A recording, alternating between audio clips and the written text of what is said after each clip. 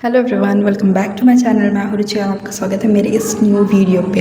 ज़्यादा मैं इंट्रोडक्शन नहीं दूंगी अपना।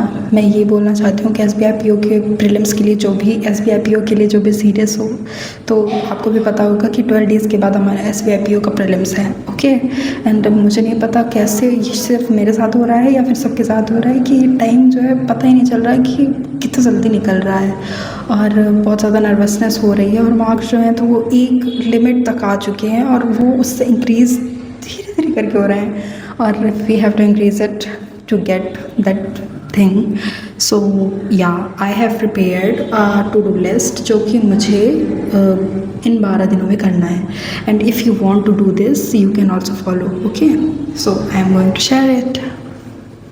तो कल 20 से लेके 1 तक में हमारे पास ओनली 12 डेज़ हैं। तो अगर हम इस 12 डेज़ को बहुत अच्छे से यूटिलाइज़ करेंगे तो बहुत अच्छा हमारा रिजल्ट आने वाला है। विदाउट रिजल्ट कुछ सोचे, आप लोग 12 डेज़ को अपना 100% दे के देखिए, बहुत अच्छा आपको रिजल्ट मिलेगा। और रिजल्ट नहीं तो रिजल्ट से सीख मिलेगी।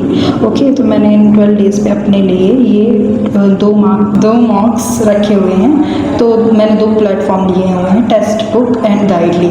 दोनों बहुत अच्छे हैं। टेक्स्ट बुक का थोड़ा हाई लेवल है और इसका गाइडली का थोड़ा मॉडरेट है, मतलब जैसा आपको चाहिए ना वैसा है। एंड मुझे दोनों सही लगे और 2 मॉक्स लिए और दोनों के एनालिसिस भी मैं उसी दिन करूँगी।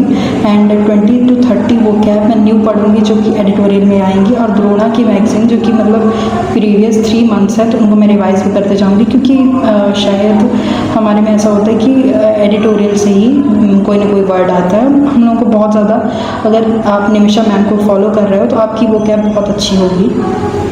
एंड DI के 2 लेक्चर लेना कंपल्सन है, क्योंकि DI अगर 3 देते हैं हर मॉक में हम, तो 3 में से अगर हम 2 भी बहुत अच्छे से करते हैं ना तो वो भी बहुत अच्छा माना जाता है। तो मुझे इसको इंक्रीज़ ही रखना है, जैसा है मेरा वैसा ही रखना है। मैं एक DI बहुत अच्छे से कर लेती हूँ, दूसरी में थोड़ा थोड़ा फंसती हूँ, और जो कैसलेट रहती है उसको मैं बना लेती हूँ। But I have to increase my marks in DI। Okay, तो इसीलिए मैंने 2 क्लासेस रखी हुई हैं। और रीजनिंग का सेक्शन मैं 2 दूँगी, क्योंकि उसमें मेरे को बहुत ज़्यादा टाइम लग जाता है और मैं पजल कंप्लीट नहीं करवाती हूँ पूरा।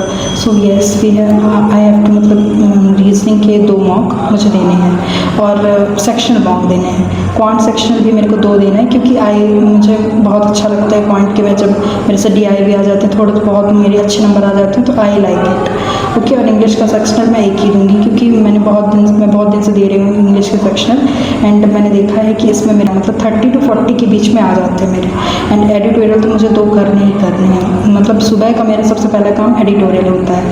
एंड मेंस की क्लास, मेंस का हम लोग ज़्यादा अभी नहीं पढ़ रहे हैं, अभी प्रीलिम्स पे पूरा शिफ्ट है, तो मेंस की क्लास में एक करूँगी।